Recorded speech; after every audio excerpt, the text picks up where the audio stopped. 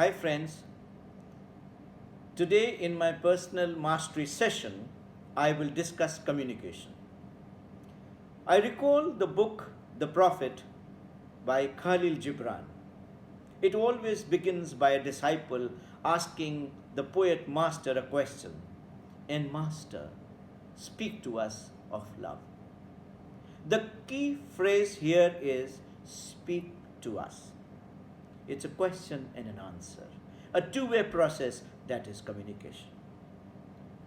Imagine if Khalil Gibran would not have communicated so powerfully, his poetry would not have qualified for becoming philosophy of life. That is communication.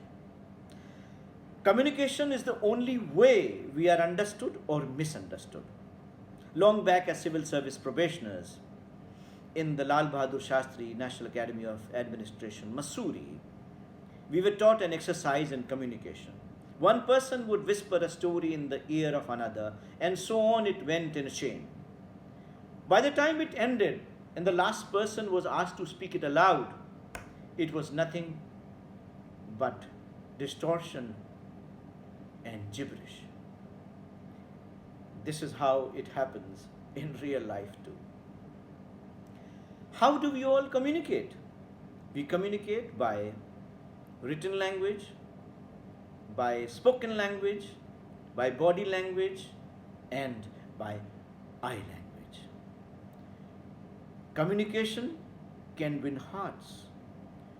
Like Martin Luther King Jr.'s speech, I have a dream.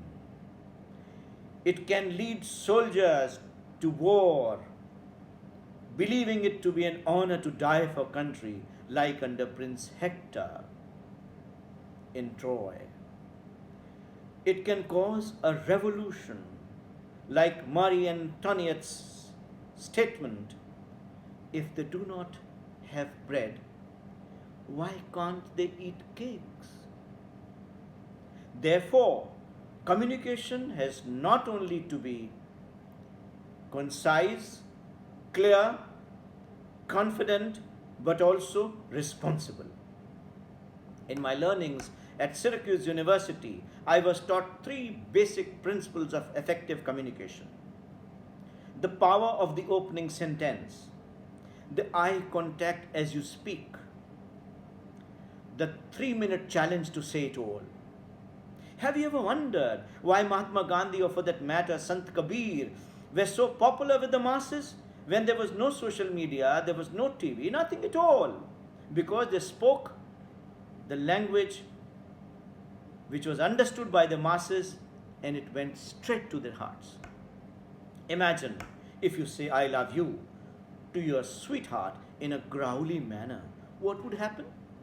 Or if you shout a prayer to God, will God listen?